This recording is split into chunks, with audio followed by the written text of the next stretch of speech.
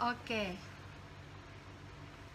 Terima kasih teman-teman semuanya yang sudah berpartisipasi dalam MDRT Indonesia FB Live hari ini. Jadi kita sudah mengadakan ini sejak bulan Maret dan kita akan terus ada di setiap Rabu ya.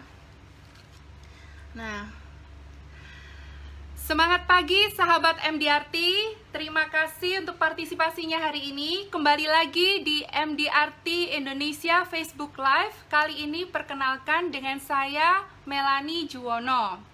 Saya sudah berada di industri selama 4 tahun dan puji Tuhan saya sudah meraih 3 kali MDRT dengan 1 Court of the Table. Dan saya juga dipercaya untuk ikut serta di MDRT Komite sebagai MCC Company Chair. Nah, teman-teman, dalam 20 menit ke depan saya akan men-sharingkan bagaimana kita bisa keluar dari comfort zone kita. Nah, saya akan sharingkan dalam simple tips versi saya. Oke. Ada yang pernah tahu nggak kisah tentang burung elang dan kalkun? Ada yang pernah tahu nggak? Nah, Alkisah zaman dahulu kala, elang dan kalkun ini bersahabat. Mereka sama-sama bisa terbang tinggi. Ya, pada suatu hari mereka kelaparan sekali mencari makan dan akhirnya tibalah mereka di suatu desa. Di suatu desa itu mereka lihat ada seekor sapi yang sedang makan jagung, banyak sekali jagungnya. Nah, lalu mereka mendekat ke sapi itu. Nah, sapi itu kasih jalan. Mereka pun heran. Akhirnya mereka makan ya. Mereka makan sambil mereka terheran-heran. Bertanya ke sapi itu, loh, kok dikasih jalan gitu? Lalu si sapi itu menjawab, iya, karena petani yang memelihara dia setiap hari memberi makan jagung yang banyak sekali dan tidak pernah berhenti. Setiap hari selalu dikasih makanan. Nah, akhirnya si elang dan kalkun itu untuk sementara waktu mereka di situ, di desa itu, di tempat petani tersebut. Sampai akhirnya pada suatu hari, si kalkun berkata dengan si elang, saya ingin tinggal di sini aja, karena setiap hari saya tidak usah susah-susah mencari makanan, saya sudah bisa mendapatkan makanan. Udah, saya tinggal di sini aja ya. Nah, si elang yang memang mempunyai jiwa selalu ingin berburu, selalu ingin mencari tantangan yang lebih lagi, dia berkata kepada kalkun, wah, kalau gitu saya gak bisa. Oke, habis itu kita berpisah aja ya. Akhirnya mereka saling mengucapkan salam perpisahan dan kembalilah elang untuk naik terbang tinggi dan si kalkun tetap berada di desa tersebut. Nah, hari demi hari, malam demi malam, si kalkun itu berada di situ terus sampai akhirnya dia tidak menyadari bahwa bentuk tubuhnya itu semakin lama menjadi semakin gemuk dan akhirnya dia sudah berbeda bentuk tubuhnya, sama sekali berbeda. Nah, suatu hari dia mendengar bahwa istri si petani ini mau membuat makanan untuk Thanksgiving dan ingin menyajikan kalkun itu sebagai sajian. Si kalkun itu kaget setengah mati dan akhirnya kalkun itu dia bingung bagaimana caranya. Dia ingin melarikan diri, tetapi karena dia sudah terlalu gemuk dan dia tidak pernah menggerakkan sayap-sayapnya, maka akhirnya dia tertangkaplah oleh si petani itu. Dan akhirnya si kalkun itu menjadi hidangan makan malam Thanksgiving bagi keluarga petani tersebut. Nah, cerita tadi teman-teman, bukankah menggambarkan bahwa sebenarnya di dalam hidup kita selalu dihadapkan dengan pilihan. Pilihan untuk tetap tinggal dengan zona nyaman kita atau kita keluar dari zona nyaman dan kita bisa terbang tinggi seperti elang tersebut. Saya gambarkan situasi ini hampir mirip seperti situasi pada saat kita pandemi sekarang. Sebenarnya kalau mau kita pikir-pikir lagi, pandemi ini kita seharusnya adalah bersyukur. Mengapa? Karena dengan pandemi ini mau tidak mau kita dihadapkan pada situasi untuk kita bisa keluar dari comfort zone kita. Nah, memang itu kembali lagi adalah pilihan antara kita mau keluar dari comfort zone atau kita tetap tinggal dengan apa yang kita mau. Nah, saya mau cerita sedikit. Jadi, situasi dalam COVID-19 ini yang mengharuskan kita untuk stay di rumah, itu sangat mengagetkan. Kita semua tidak ada yang pernah menyangka bahwa kita harus berada di dalam rumah sekian lama, bahkan harus mengerjakan semua pekerjaan kita dari rumah.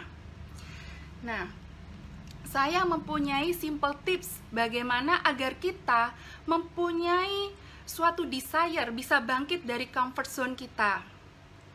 Nah, saya rangkum itu dalam singkatan CHANGE, CHANGE.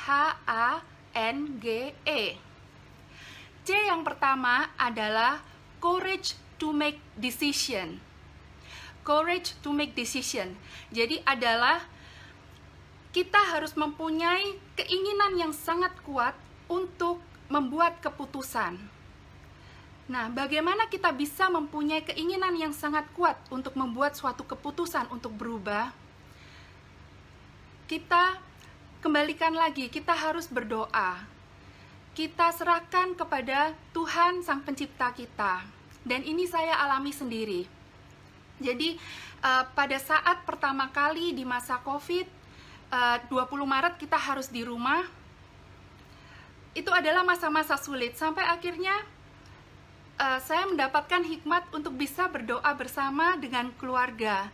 Dan saya sudah melakukan doa bersama keluarga setiap malam dari akhir Maret hingga hari ini. Puji Tuhan. Dan apa yang membuat berbeda? Saya mempunyai damai sejahtera dan sukacita dalam menghadapi situasi stay at home pandemi seperti ini.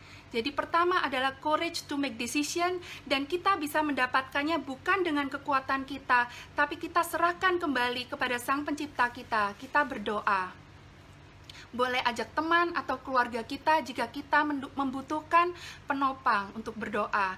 Yang kedua adalah H, yaitu have a vision. Have a vision. Bagi teman-teman yang sebelum masa pandemi, saya yakin pasti teman-teman sudah mempunyai visi-visi untuk hidup, mempunyai goal, mempunyai rencana, dream, masa depan ingin seperti apa, tetapi diporak-porandakan oleh situasi yang baru seperti ini. That's okay.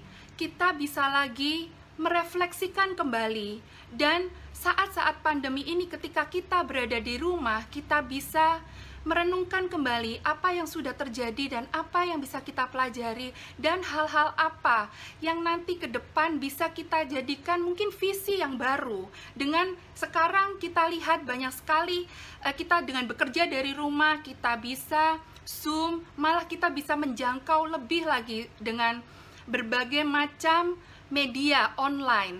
Nah, mungkin teman-teman bisa merefleksikan kembali, membuat visi baru, atau yang punya visi yang sangat kuat dan memang itu adalah impian kalian, hold on to your vision. Jangan buang mimpi kalian hanya karena situasi yang tidak mendukung. Mengapa visi itu penting? Karena dengan visi kita bisa breakdown itu menjadi goal-goal tahunan, bulanan, bahkan sampai harian. Nah, ini menyambung lagi berikutnya, yaitu A. A adalah activity. Dengan goal yang jelas, saya yakin akan lebih mudah buat teman-teman untuk setiap harinya beraktivitas. Mengapa? Karena dengan goal yang jelas, kita akan tahu kita mau kemana. Saya beri contoh, misal, kita ingin sekali MDRT di tahun ini, dan hari ini 20 Mei, mungkin teman-teman sudah mencapai angka 200. Maka kita hitung kekurangannya adalah berapa? 400 untuk ke MDRT. Saya bulatkan saja, sebenarnya ke MDRT adalah 580 sekian, tapi saya bulatkan menjadi 600. Jadi kurang 600, lalu kita bagi berdasarkan bulan. Berdasarkan bulan saya hitung dari Juni saja, Juni, Juli, Agustus, September, Oktober, November, Desember, 7 bulan. 400 dibagi 7. 400 dibagi 7 mungkin keluar sekitar, kita bulatkan saja, 60 juta per bulan. Nah, teman-teman bisa bagi lagi dengan average case size teman-teman. Mungkin kalau average case size teman-teman adalah 20 juta per keluarga atau per closing, berarti teman-teman hanya membutuhkan 3 case per bulan.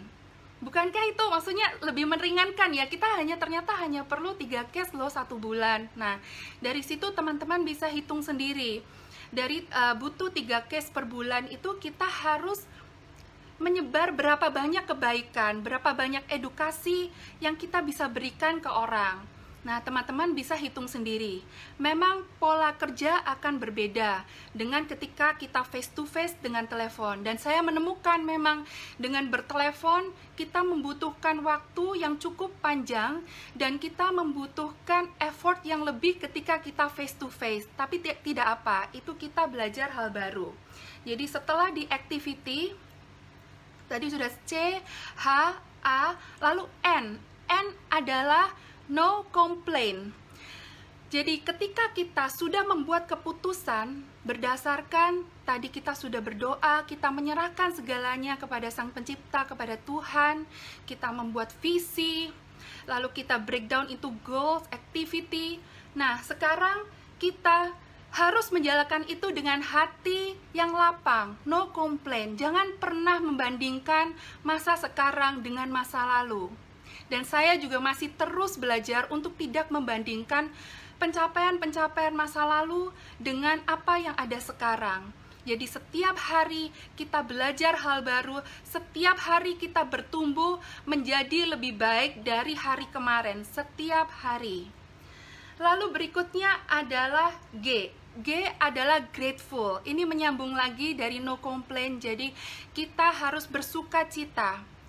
Bersuka cita dari apapun yang kita dapatkan dari satu hari.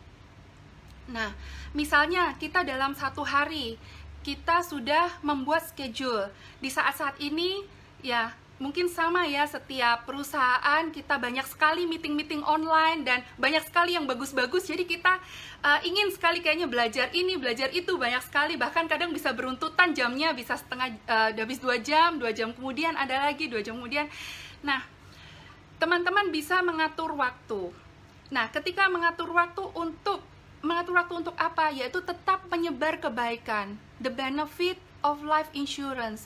Pentingnya perencanaan keuangan. Apalagi di masa-masa seperti ini, banyak sekali orang-orang di luar yang masih kurang sekali financial literacy-nya. Maka teman-teman mempunyai juga misi yang sangat luar biasa sebagai agen asuransi untuk mengedukasi orang-orang di luar sana.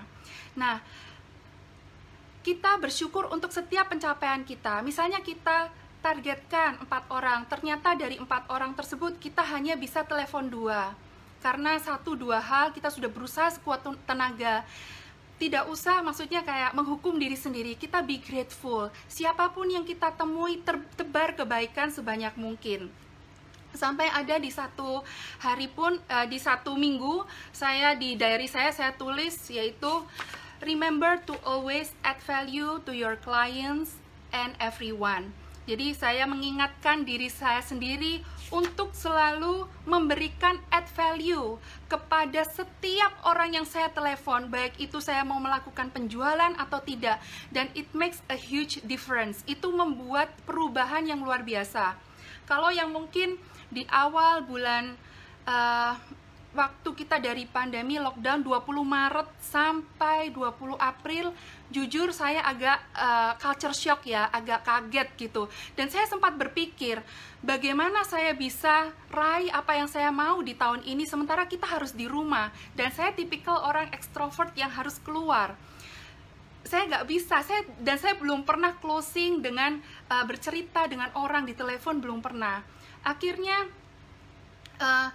saya mencoba, dan ketika saya mencoba, saya menemukan polanya, bahwa pola tersebut kita bisa aplikasikan setiap hari. Dan pola saya itu, jadi saya tulis di diary, Kalau ada Zoom meeting, biasanya saya alokasikan dulu di diary, misalnya pagi dan sore, tuh biasanya ada sekitar 10, 12, 2 sampai 4. Jadi di antara itu saya bisa telepon klien 2 di pagi, 2 di sore. Jadi saya minimum, saya telepon menyapa klien-klien saya. Dan be grateful of everything. Ketika kita grateful, kita juga bisa istilahnya menularkan aura positif ya ke klien kita, karena di telepon itu kedengaran sekali bagaimana kita lagi lemes atau kita bersemangat, akan sangat beda. Kalau di awal-awal waktu itu saya telepon, mungkin kedengarannya lemes ya, halo Pak, Bu, bagaimana kabarnya gitu, ikut-ikutan kayaknya masih shock gitu.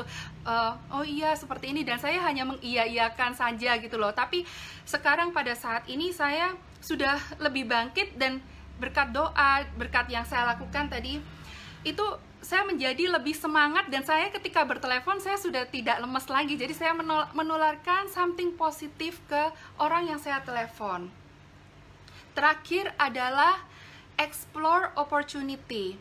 Saya yakin dengan situasi seperti ini, teman-teman ketika benar-benar sudah firm decision bahwa teman-teman ingin mengambil langkah yang baru, keluar dari comfort zone, saya yakin teman-teman pun akan berusaha sebagaimana cara meningkatkan skill teman-teman dengan mungkin melihat-lihat YouTube lagi, atau yang mungkin dengan merefleksikan kembali talenta apa, kekuatan apa yang kita punyai. Setiap orang diciptakan unik dan mempunyai kekuatan yang berbeda-beda.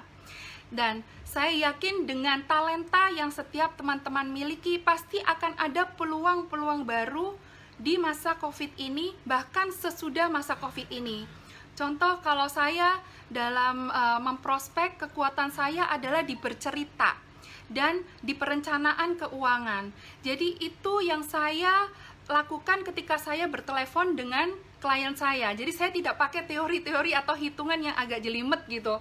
Nah, saya dengan kekuatan saya yaitu dengan bercerita. Mungkin teman-teman lain ada punya kekuatan lebih di menulis. Menulis bisa mungkin dengan broadcast di WA, mungkin dengan gambar-gambar kalau yang pinter dengan mendesain. Jadi setiap orang mungkin pada saat ini juga it's a good time to reflect on your talent.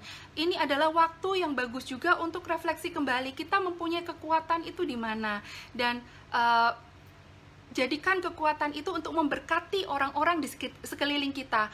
Pasti paradigma kita akan berubah. Kita bukan saja mengejar omset atau angka, tetapi kita bisa melakukan pekerjaan kita dengan sukacita. Dan tetap ingat untuk always be grateful. Kembali lagi tadi ya, grateful, bersyukur untuk apapun hasilnya. Oke, saya rasa itu saja teman-teman sharing saya. Dan saya akan buka untuk sesi question and answer. Teman-teman boleh mengetikkan pertanyaan-pertanyaan di sini.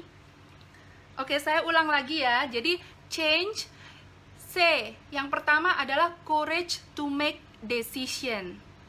H, have a vision and break it into goals. A adalah activity. N, no complaint. G, grateful. E, explore opportunity. Oke. Dan saya akan buka untuk sesi tanya jawab. Teman-teman boleh bertanya ya, apapun maksudnya di sini, baik mau bertanya apa sih yang saya lakukan atau sales idea, terserah, boleh teman-teman bertanya di forum ini. Jadi biasa bercerita, bentar. Melanie biasa bercerita apa kepada klien? Oke.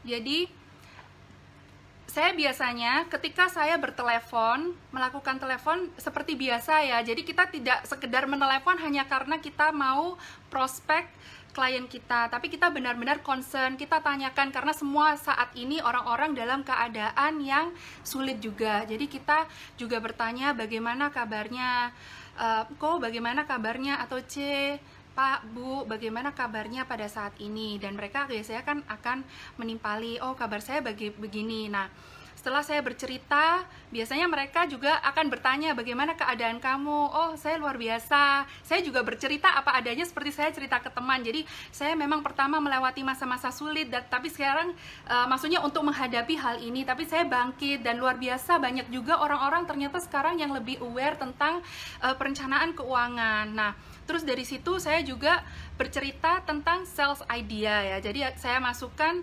bagaimana saya bukan self idea, maksudnya saya bercerita, misalnya saya setelah tanya-tanya kan saya tahu maksudnya dia anaknya berapa, keluarganya bagaimana situasinya saat ini, apa sih yang diharapkan pada saat ini. Saya baru masuk dari situ untuk perencanaan keuangannya gitu. Jadi itu menjawab ya, semoga itu yang tadi. Terus Cici apa laku? Bentar. Bercerita apa? Oke, COT-nya dari berapa case. Waktu saya COT itu total kalau tidak salah 27 case di tahun itu. Terus Cici, apa yang Cici lakukan untuk bisa keep positif selama masa pandemi ini? Thank you, Lid. Untuk positif di masa pandemi ini, pertama doa. Doa itu penting. Mengapa? Karena dengan doa kita mendapatkan damai sejahtera. Kita manusia bisa berusaha, tetapi sebagaimana usaha kita itu Tuhan yang menentukan. Jadi untuk positif saya selalu doa, saya serahkan semuanya ke Tuhan, segala maksudnya kegalauan, apa semuanya, segala yang saya alami saya ceritakan ke Tuhan. Jadi itu untuk keep positif. Dan oh ya, teman-teman mungkin punya teman-teman yang bisa dijadikan buddy atau untuk curhat ya sama-sama yang positif, itu juga akan sangat membantu. Jadi temukan juga komunitas positif teman-teman. Terus Kak Melani, bagaimana saran keuangan di era pandemi ini bila mana ini berlangsung lebih dahulu? Ini lumayan bentar. Saran keuangan di era pandemi. Oke, saran keuangan di era pandemi bila berlangsung lebih dari 6 bulan. Oke, jadi saya ceritakan dari pengalaman saya ya. Jadi selama ini memang saya alokasikan uang. Bagaimana ketika saya mendapat, karena kalau kita sebagai agen tuh kita bukan gajian ya. Jadi berdasarkan komisi. Jadi saya ada alokasi sendiri tabungan yang mana itu saya masukkan uangnya di situ. Nah, mungkin bagi teman-teman yang belum pernah melakukan perencanaan keuangan, itu bisa dilakukan, dimulailah ya istilahnya dari sekarang gitu. Di era pandemi ini, karena gini, kita tidak pernah tahu memang betul kapan ini akan selesai. Jadi saran saya adalah menyiapkan dana darurat. Teman-teman menyiapkan dana darurat, jadi memang mungkin akan mengadjust sedikit ya dari lifestyle kita, tapi saya yakin dengan berada di rumah ini malah teman-teman itu bisa save lebih banyak. Kayak sekarang kita tidak perlu keluar untuk bensin, jadi kita bisa alokasikan itu untuk saving kita. Nah, yang pasti kita harus punya dana darurat. Dana darurat itu berapa? Yaitu kalau dulu idealnya sebelum masa pandemi itu 3-6 bulan. Tapi saya rasa untuk saat ini teman-teman boleh start kecil-kecilan ya. Paling nggak akan harus punya dana darurat 12 kali dari penghasilan. Bagi yang penghasilannya naik turun mungkin bisa dirata-rata sendiri per bulannya berapa. Oke. Terus semoga ini menjawab ya. Oke, bagaimana memulai percakapan dengan tentang asuransi tadi sudah saya jawab. Ini mantap Melani, thank you kok Rafid. Thank you. Terus ini explore opportunity apa? Oke. Explore opportunity apa yang Bu Melani lakukan ketika kondisi lockdown seperti saat ini? Yaitu saya explore talenta saya. Dan saya kemarin sudah mulai untuk menyanyi lagi. Jadi saya memang hobi menyanyi.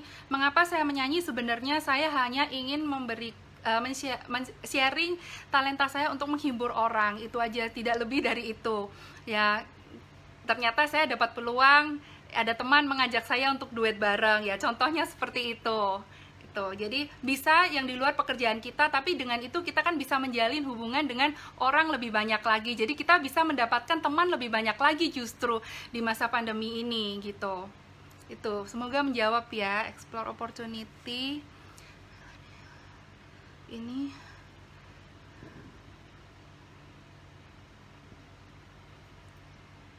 Verdi.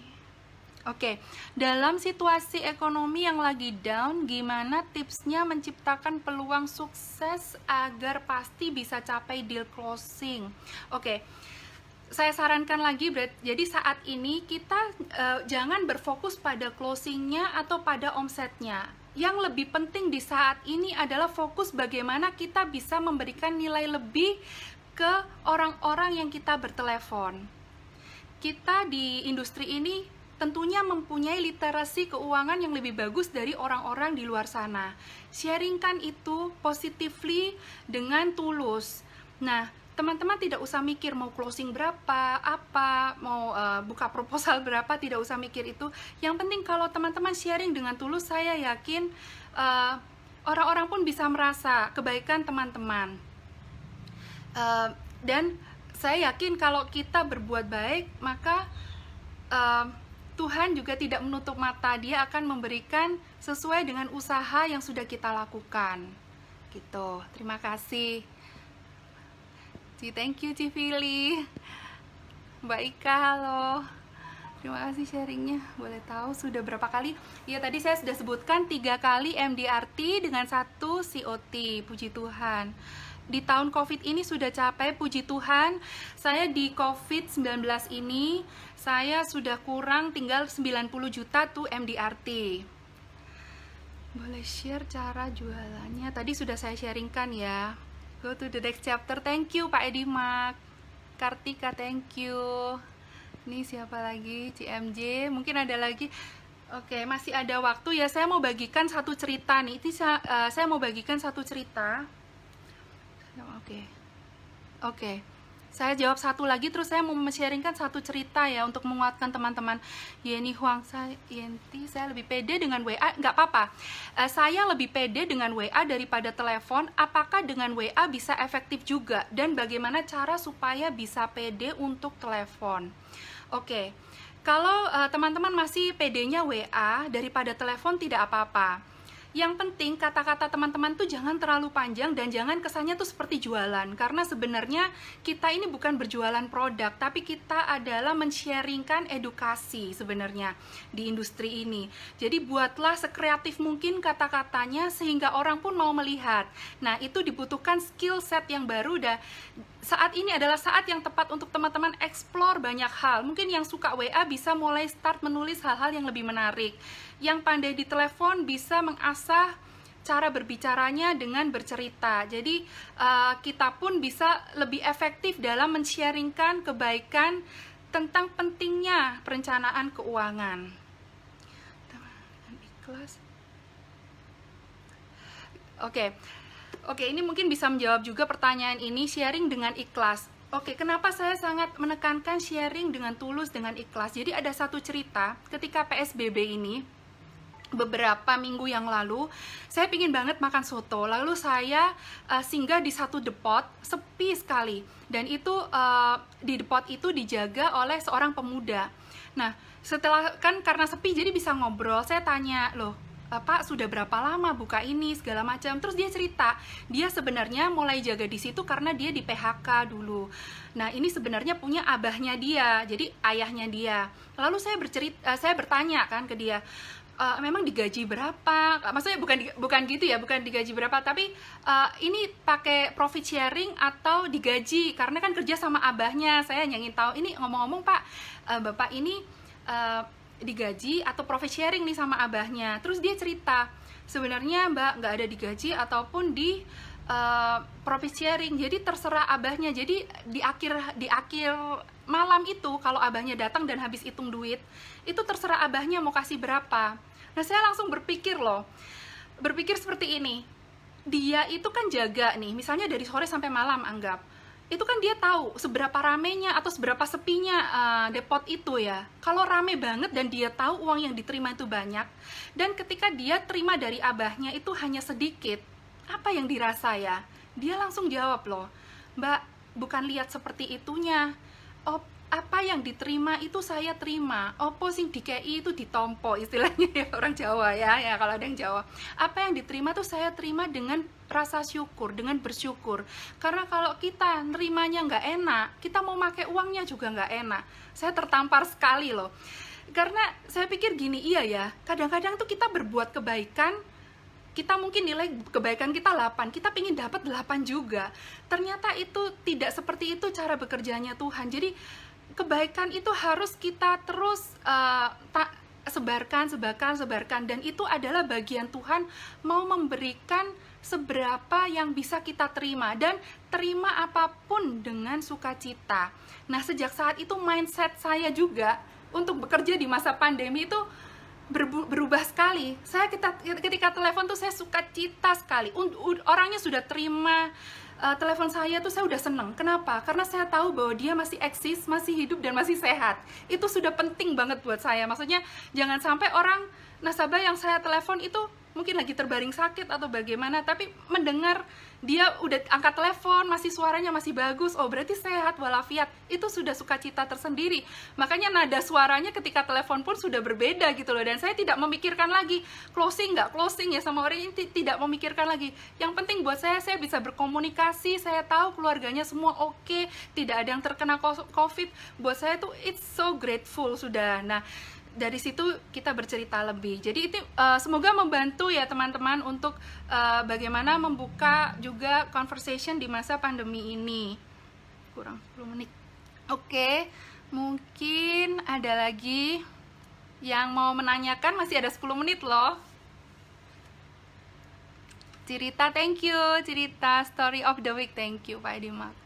Keren story-nya, luar biasa. Ya teman-teman, mungkin masih ada yang mau bertanya lagi. Terima kasih.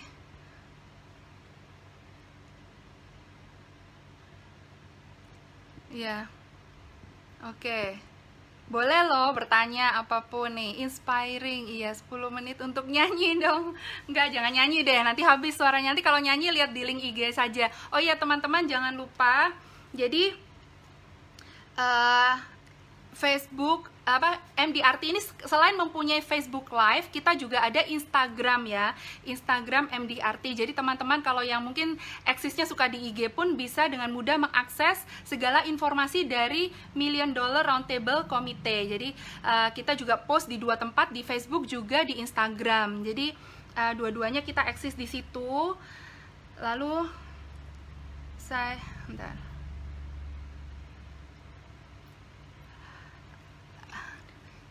Thank you Cihita. Ini berkat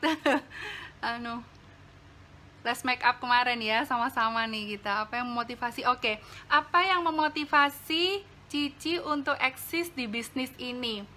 Oke, bisnis ini, jadi teman-teman bersyukur ya kalau bisa kita berada di bisnis asuransi ini. Mengapa? Karena industri ini adalah industri di mana kita itu benar-benar mempunyai peluang yang besar sekali untuk memberkati orang. Nah, itu juga salah satu yang menguatkan saya untuk tetap eksis di bisnis ini.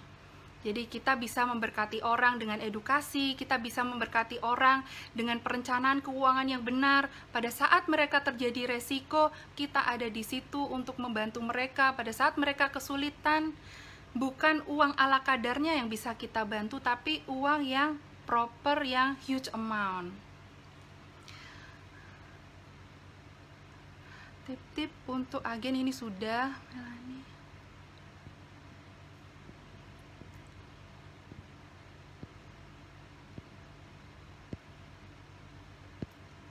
Oke, awalnya pernah, ini kok nggak muncul ya, sebentar.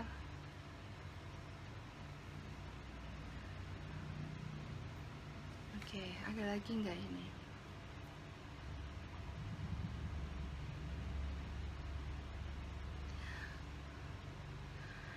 Bagaimana Melanie?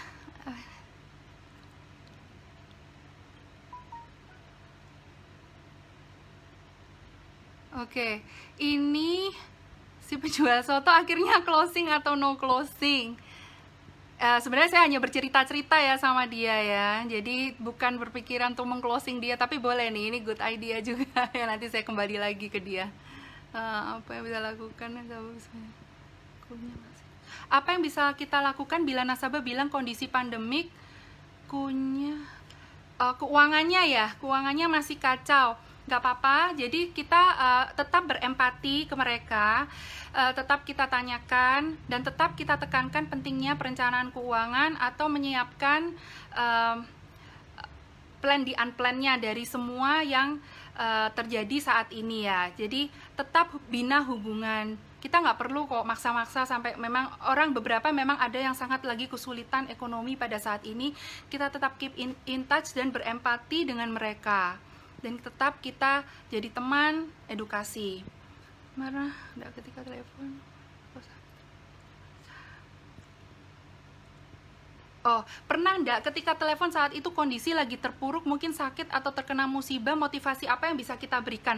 Kalau sampai terpuruk atau sakit sih enggak, cuman dia sempat bercerita bahwa keluarga-keluarganya itu banyak yang sedang usahanya itu berhenti semua. Jadi waktu itu dia sendiri bilang, maaf belum bisa ambil plan yang kamu ceritakan kemarin karena uangnya untuk membantu saudara-saudaranya. Saya bilang it's okay. It's a good thing bisa membantu keluarganya. Banyak orang di sana yang pada saat ini tidak punya kesempatan untuk memberkati orang secara material aja udah susah. Bapak malah luar biasa sekali bisa memberkati keluarganya secara materi. Tidak apa-apa Pak, kebaikan yang Bapak berikan juga pasti Tuhan akan membalasnya berlipat-lipat. Dan saya tetap menjaga hubungan dengan dia juga. Itu jadi yang jadi bukan dianya ya. Jadi puji Tuhan sih nasabah saya semuanya sampai hari ini sehat-sehat, puji Tuhan walafiat. Pernah enggak?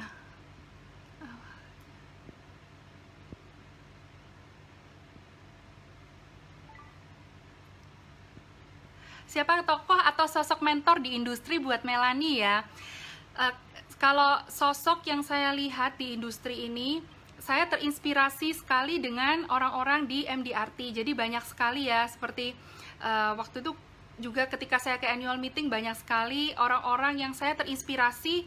Sebenarnya tidak ada sosok sampai spesifik satu, cuma saya terinspirasi ketika waktu itu saya duduk di depan dan waktu itu kan dipanggilin tuh yang orang-orang di industri itu sudah MDRT 40 tahun, 60 tahun, 70 tahun tuh saya terkesima gitu. Wow, keren banget ya. Bisa MDRT sampai 60 tahun, 70 tahun, saya belum lahir gitu loh. Kok bisa ya mereka bertahan di sini ya? Dan bahkan yang sepuh-sepuh itu, mereka itu top of the table loh. Jadi top of the table tuh memang nggak banyak dan saya lihat orang-orangnya tuh so humble. Jadi itu inspire saya sekali untuk tetap eksis ya juga di sini.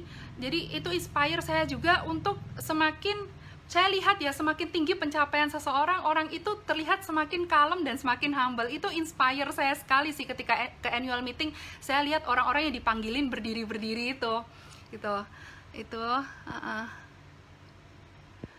kurang dari 90 juta untuk capai MDRT, berarti 400 juta lebih sudah capai pada kuartal pertama. Bisa sharing Mel dalam kuartal pertama itu activity daily-nya seperti apa? Oke, bisa capai 400 juta lebih dalam 4 bulan pertama. Itu sebenarnya juga karena gulungan aktivitas dari yang saya lakukan di akhir tahun. Jadi semua kegiatan kita tidak lepas dari activity yang kita lakukan. Seperti yang saya tadi cerita, ya jangan lupa untuk break your vision into goals. Goals bisa di break into activity gitu. Jadi itu yang akan mengencourage kita juga setiap hari bangun itu nggak malas-malesan, tapi kita punya excitement untuk melakukan karena kita akan melakukan hal-hal kecil dari mimpi kita, progres untuk ke mimpi kita gitu.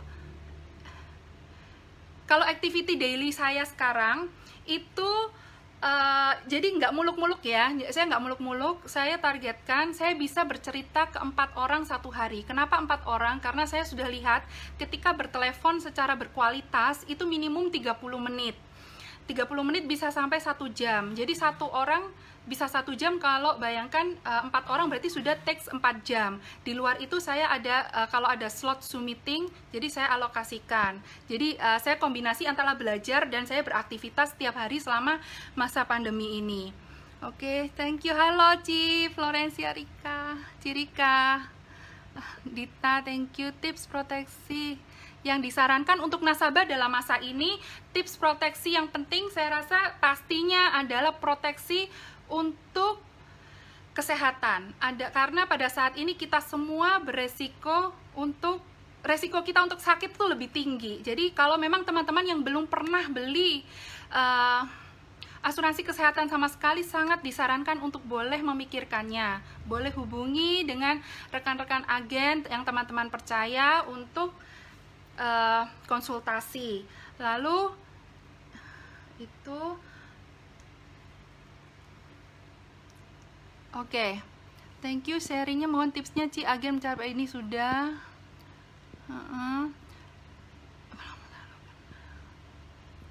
Saya kebanyakan bercerita kepada orang yang sudah kenal di masa pandemi ini. Ini yang belum terlalu kenal ada, tapi itu takes time ya. Jadi teman-teman tidak usah terlalu bingung, terlalu rush. Yang penting adalah nasabah-nasabah yang sudah kenal dengan teman-teman itu adalah orang-orang yang memang perlu diperhatikan gitu. Jadi saat ini sangat penting sekali untuk keep in touch dengan memang klien-klien kita.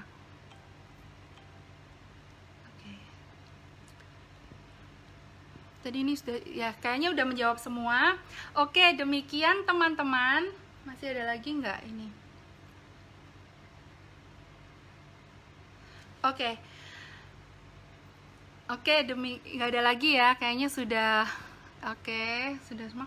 Oke, demikian teman-teman. Saya tutup sesi ini, sesi MDRT Facebook Live kali ini. Nah, saya mau ingatkan lagi teman-teman bahwa kita hadir setiap Rabu jam 4 sampai jam 4.45. Nah, saya mohon juga teman-teman mungkin nanti bisa beri masukan ke kita mungkin lewat chat atau lewat japri di message. Bagaimana sih feedback selama ini dari minggu pertama sampai hari ini? Karena kita juga perlu tahu ini, dan kita ingin bisa meningkatkan kualitas MDRT Facebook Live kita. Semoga sharing dari teman-teman yang sebelumnya dan sampai hari ini bisa menginspirasi teman-teman semua, terutama kita bersama-sama bergandengan tangan untuk tetap mengedukasi orang-orang yang mungkin belum baik secara literasi keuangannya. Kita bisa menjadi pahlawan juga buat mereka, dan jaga kesehatan, tetap di rumah. Kita tetap ikutin protokol kesehatan. Nah, ini juga untuk Rabu minggu depan jam sama, jam 4 sampai jam 4.45, kita juga akan menghadirkan seseorang yang luar biasa, yaitu Billy Tegar Pradipta. Dia sudah 3 kali MDRT. Saya encourage teman-teman untuk bisa join juga di MDRT Facebook Live Rabu depan, jam 4 sampai jam 4.45. Akhir kata, saya mohon maaf kalau ada kata-kata mungkin yang menyinggung atau kurang berkenan bagi teman-teman. Dan saya harapkan sharing saya hari ini bisa memberkati, memberikan semangat buat teman-teman semua. Jika masih ada pertanyaan, masih boleh japri di MDRT. Dan saya mohon sekali sarannya untuk acara ini. Terima kasih, salam sehat selalu, tetap di rumah, tetap beraktivitas, tetap positif, dan Tuhan memberkati kita semua. Terima kasih.